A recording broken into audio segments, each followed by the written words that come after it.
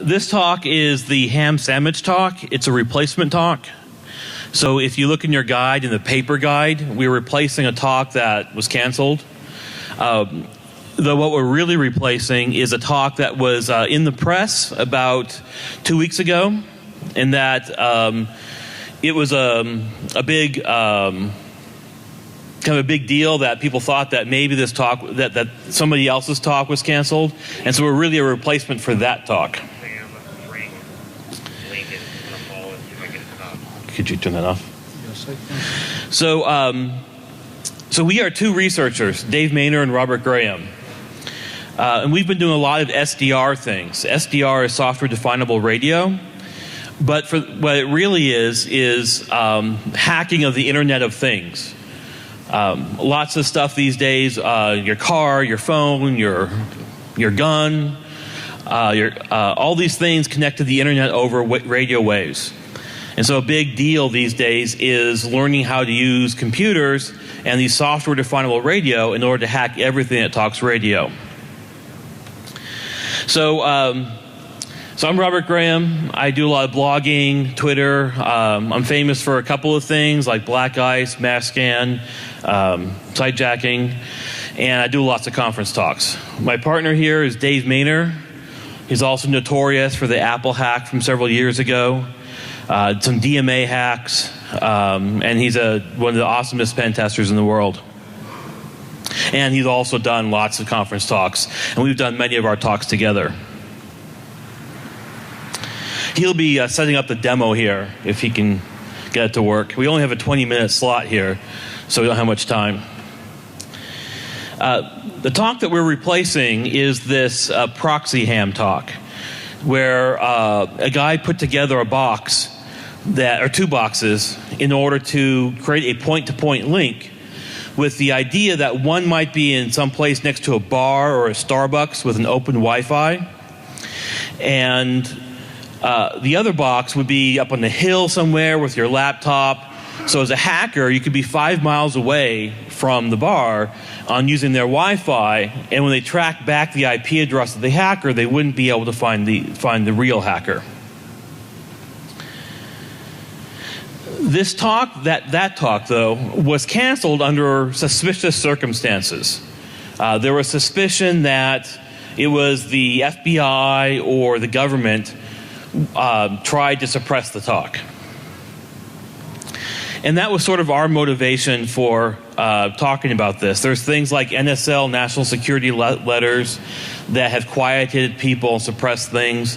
There's been lawsuits, but there's been lots of things in our industry that try to suppress research. So this was our philosophy.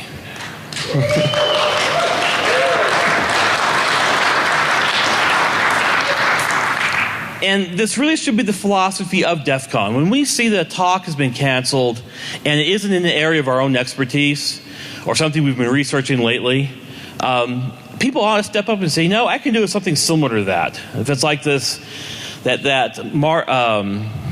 rapid transit thing from Boston when that talk was canceled, there have been other people who do research along those same lines for MyFair card hacking, for example. So when we see a talk that's been canceled, people ought to step up and say, hey, I can do something similar. However, what we found was that this talk in particular though, wasn't so dramatic. We don't know why the talk was canceled. The Proxying talk was canceled. But we guess that the agency that was involved was probably the FCC rather than the NSA or the FBI. If you see here, we'll get to that in the next picture. So what he probably did was boosted the transmit power. And the FCC is a very prickly agency. They have people staffed in every major city in the United States whose sole job it is to hunt down people who transmit power, radio frequencies at too high a power, or who interfere with other stuff. So we suspect what happened is that the FCC caught him, they came to his door, and they probably gave him a letter. And this is what the FCC does. The big thing that they do, they don't want to prosecute people, they don't want to hurt people, but they do want people to stop causing interference. So one thing they do have is like a consent decree, which is to say, you sign here and agree that you won't do this stuff anymore ever again, and then we'll let you off with a small fine or ignore the situation. Also, I'm guessing that the real reason this guy was quiet was just because his lawyer said, hey, if there's a legal situation, the first thing your lawyer is going to tell you is just to shut up and stop talking about it. So it's probably something simple like the FCC coming down on him rather than the FBI trying to stop hackers or something like that. So this was the picture from the Wired article, from Wired magazine. And what we see from here is that he's using actually just standard off-the-shelf equipment. This device has got a Yagi antenna for the directional antenna, and you see this little white box on the back of the antenna. Well, that's just a Ubiquiti device. Ubiquiti is a company that sells point-to-point internet links, and this is a picture from their website. And if you look at it, it's essentially the same thing. It's just a little box plugged into the back of a Yagi antenna. So this is a great lesson actually for all the kind of security types you see. A lot of times when people do press ahead of time, they give away enough details where you should be able to reproduce what they're doing. Like in this example, all it took was Googling for Yagis and 900 megahertz to find a Ubiquiti device he was using in the photo. Yeah, as Dave said, from the press, we can often tell what the talk is actually about. So we went online and we bought the same sorts of devices from Ubiquiti. The Rocket M that he was using was a little bit more expensive and required an external antenna. And I'm cheap, though, so I bought the cheaper units. I'm going to see if this goes here. So we bought these units, and you can see the microphone right there. Testing. Oh, sorry. So you can see these units. I'm going to pull them out of my bag here. I probably should have brought them out when I was waiting. So while Rob's doing this, the basic premise of our theory here is that the original researcher assumed that because the Ubiquiti would do its point-to-point connection over 900 megahertz instead of 2.4 gigahertz, it would somehow provide an additional layer of obfuscation that would make finding the signal and its source harder. That's kind of really what our talk is all about. I'll go ahead and go to the next one. So you can actually buy these Ubiquiti devices from Newegg for $125. Not much at all. You got to get two of them though. So 900 megahertz, if you don't know, it's ISM band, like to 2.4 or 5.8. It can do longer distances because the wavelength's longer, it penetrates things better. They go through buildings and trees. As an interesting note, because of the demo that we're going to do, I ended up getting my amateur radio exam, actually my ham radio license, just so we could do this demo. And I don't want to brag, but I knocked the technical, the general, and the extra out in one sitting. So Dave actually cheated. Well, I say cheated. He'd actually been studying for the exam for like 2 years. So he didn't really just go up there and just do the test. He has been studying for it. Rob thinks that reality, I just learned how to use SDRs. And the only stuff I really had to study for was the procedures. So the 900 megahertz band, and these are the devices right here that Rob has. Yeah, I didn't really want to set them up in the hotel because they actually cause a lot of interference. But yeah, they're just two boxes, and as you see in the previous picture, you just set them up. And what the connection is on the left-hand side, you see one of these bridges connected to a little Wi-Fi device. Almost every Wi-Fi access point can act as a wireless bridge or a wireless client.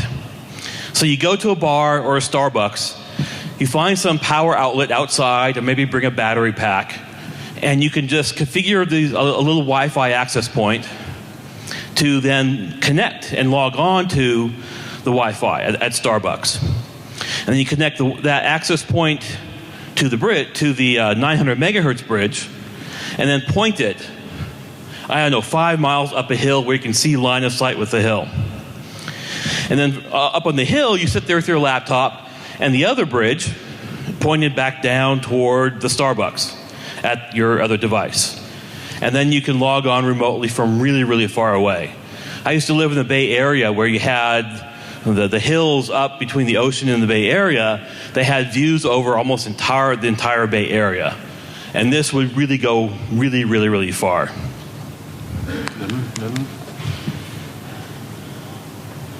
So yeah, so the reason, by the way, that you use 900 megahertz is that it goes further than 2.4 gigahertz. Let's go. Okay. We only have 20 minutes. So we got time. By the way, these boxes, though, they're still just Wi-Fi boxes. So one of the critical features of this proxy ham thing was whether it's an encrypted connection. And it is. It's just using WPA2. The configuration of those boxes is the same as the Wi-Fi access point. And actually, when we pull them apart, we see that they're using the same Atheros chipset.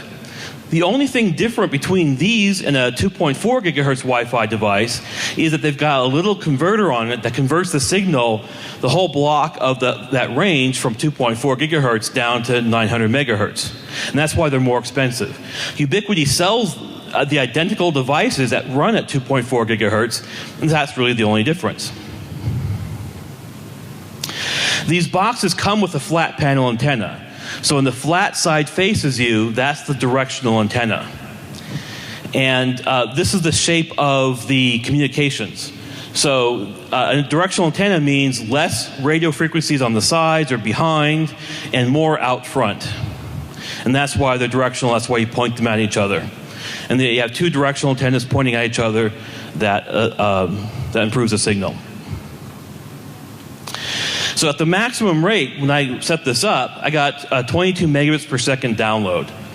And I'm not quite sure even if that was the limitation of those devices or that little Wi-Fi access point that I was using. By the way, is your demo ready? Yeah. Okay. So this is the picture of what I set this up last night in my hotel room. And I then used an SDR to go look at the 900 megahertz spectrum and to see what it looked like. So I walked out of my hotel room down a ways to a bar in order to then see how much of that signal I could actually see from pretty far away. So through many buildings, with these devices not even pointed at me, this was the signal I got. And what you see slightly to the right is that bump. And that bump is a very obvious 900 megahertz signal. Even with concrete buildings in the way, I can still see that this is very visible. And that's the problem with the proxy ham concept, is that I think the original talk believed that 900 megahertz that no one was watching. But in fact, we are watching. We actually can see the signal, and it's very easy to track the signal back to its location. The FCC has vans in every city with all the equipment necessary to point the antennas, do the directional finding. They go someplace, stop, scan, go someplace else, stop, scan, triangulate, and they will find you really, really quickly. You think you're nice and secret and point to point, no one can see you, they see you very quickly. So what we've done, what Dave set up here, is an alternative using SDRs. They're more expensive and they're going to be slower. And by the way, when I post this presentation online, here's some links to other people doing similar things. What our technique is in our case, is to hide that point-to-point link below what's called the noise floor. Another way of thinking of it is as a negative signal-to-noise ratio. And what the noise is, what the noise floor is, it's just like the radio static you hear on an FM radio. That's sort of just the background noise. It comes from the atmosphere, from lightning storms, from man-made objects, bad antennas. There's a dark line on this picture here. That's where I just unplugged my laptop from the power and plugged it back in. Unplugging it reduced the noise floor. So in theory, anything below the noise floor you can never catch. You can never have any radio signal that will work. In practice, it does. If you tune to an FM radio station with an SDR, you see that. You can find FM radio stations by hearing the music that, as far as the SDR is concerned, doesn't exist. There's nothing above that noise floor. So conceptually, what we're doing is our technique is, instead of building up a strong signal that jumps above the noise floor, as you saw that bump before in the graph, what we're going to do instead is to do lots of little channels all below the noise floor, all cooperating to amplify our signal, but which still hide beneath the waves, like a little submarine thing. By the way, I tried to draw this with PowerPoint. I just gave up and just hand drew it, took a picture. So the problem with this is that it's going to be slower speed. No, we got time. We got 7 minutes. We can go a little bit over. So, but the advantage of this is undetectability. Is if they knew exactly what we're doing, they could find us. But in all probability, they can't even detect that any signal exists. So I'll let David continue with this, and then go on to the demo. So, as a young man, I used to look at the moon, and I would dream, what would it be like to touch the moon? Since I can't become an astronaut, after getting my ham radio stuff, I learned that there's a thing called an Earth-Moon bounce, or an EME. It's basically how you bounce radio off the moon. You use a protocol called JT65A. It's actually designed to work with a lot of noise in between. That's really great for our purposes, because that's basically what we're doing. But it was really limited to the amount of data it can transfer. So instead of using basically one carrier, we multiplex it over several different versions of JT65. All right, so this is our demo. Hold on one second. Any questions so far? Comments? Suggestions? What's the longest distance of the Earth? We have done about 20 miles. But once again, we're going to show you something really interesting. Is it? Well, one would be less than, basically less than around 2 baud, but with multiple,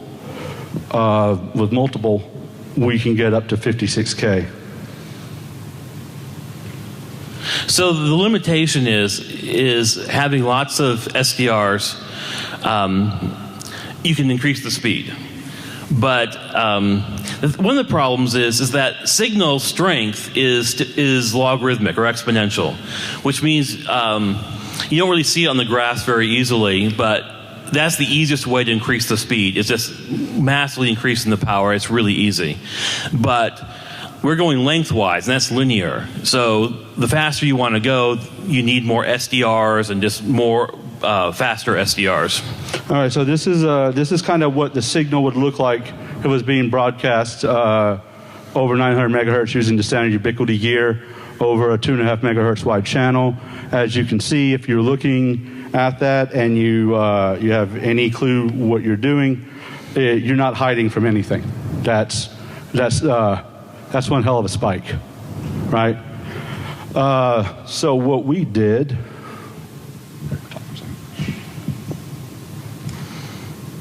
Don't look at my password. So what Dave's doing here is we're using one laptop because mine couldn't get working with the video. He's going to use a VM to actually do the transmit. He's just going to transmit his signal and then use the other to receive on a graph like this to see what the signal looks like. And now he seems to have broken it.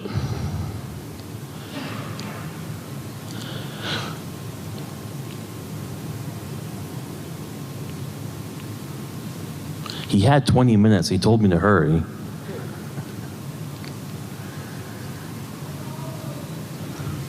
All right, somebody in the audience is jamming us. That's always funny. I mean, we really appreciate that. Who wants demos to go right on the first time? You don't go to NASCAR races to see the completion of the race. You go to see the carnage, right? All right, so this is kind of what it looks like normally. If you look at the graph at the bottom, that is the signal. You can see over on the left-hand side the dB. You can see the peak where the signal is actually rising. This is over time, right? So with the other one,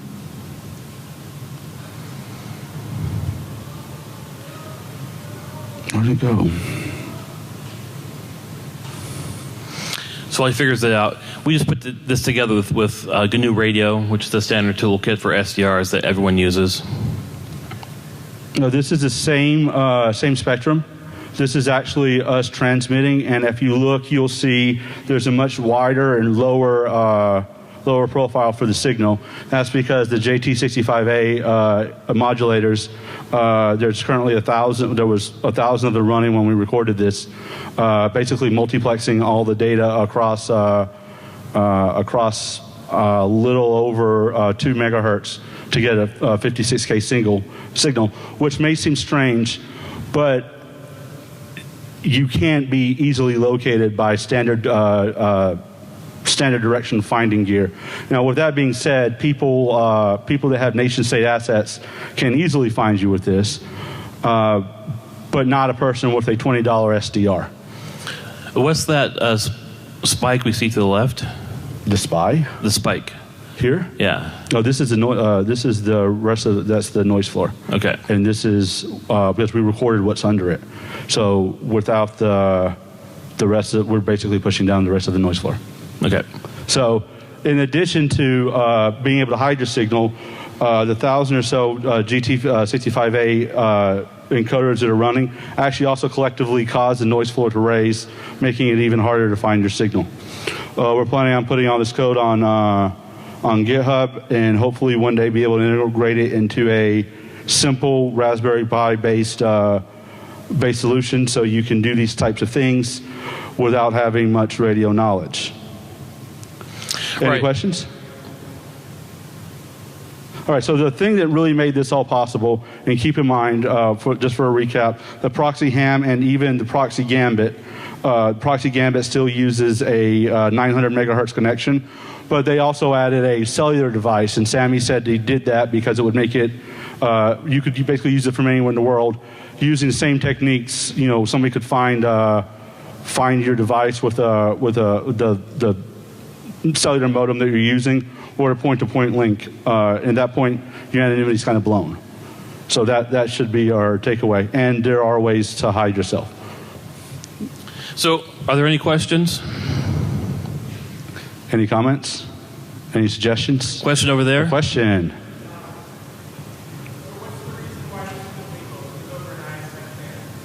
The question is why is this illegal? Because the guy was doing it over the ISM band. We don't know the exact details, but we suspect the reason is because he boosted the signal.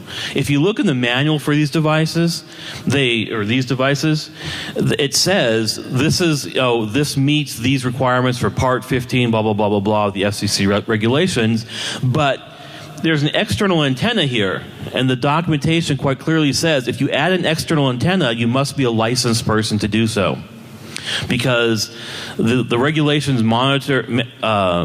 regulate how much power at a certain distance. This is directional, but still spreads, which means the power is less. The more directional you make it, the more you're likely to then exceed those regulations. So that's what we suspect happened, is that that Yagi is just too powerful. It's beyond the licensed operation, and you can't do it. Also, if you're over the power limit, if you're not operating legally as a low-powered device, but you're over the regulation, you're not supposed to send any encoded or encrypted data. What he was doing was proxying WPA2 encrypted Wi-Fi, which is against FCC radio standards. In our demo, we're not proxying that. We are actually just sending a message that says send it in ASCII. Yeah, that was a big question. These regulations are complex that way. We have a question over here. Yes. So you had said that you can still download data, et cetera, across this line, right? So how much data would you be able to send? Up to 56K. Okay. So basically the same as one of the higher speed dial-up modems from the late 90s. Okay, I just wanted to confirm that. And a second question that I have is, if you were to have, two of those devices and you're using it on your property, does this still make it illegal I mean, you're still going to have the FCC showing up at your door? You're in Yep. your neighborhood and, you're on like a couple of acres and... Well, the FCC controls all the airwaves in the continent, well, in the United States. So being on your own property doesn't negate or doesn't stop you from having to adhere to their frequency plans. So and the FCC is very specific that although these devices are technically unlicensed, they're only legal as long as they're operated in the correct capacity that does not cause interference with other devices. Once you start doing that, you have to stop your operations. So in practice, you probably can, but if somebody nearby complains of interference, whether or not that you're actually the one in fault, they will probably see that you're transmitting at very high power and come by and knock on your door and tell you to stop. But you won't have to pay fines because you didn't damage anybody else. Probably. I'm not here to give legal advice, so I have no idea. We are not lawyers. Question over there.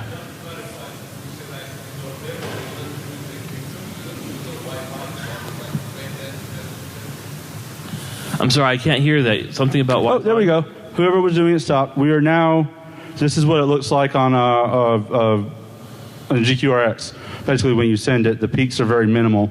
But we also have our devices, the one that's transmitting, the one that's receiving, very close to each other. But that is what it looks like when you're actually running it. So whoever was jamming us, thank you for stopping. And we'll find you. We're worse than the FCC, trust me. Great. So the big takeaway here is we really wanted to prove that there was nothing hokey or hinky about the talk getting rejected. We actually just believe, not rejected, pulled. We actually really do believe that at some point the author just decided or learned it was just a bad idea and it actually wasn't providing the level of anonymity that they thought originally. So that's our talk. We'll be heading out. So thank you very much. If you have a moment when you're done or you're leaving, there's a young blonde woman in the first row named Sophie Koch. If you could spend a few minutes talking to her about IoT, that would be great. Thank you.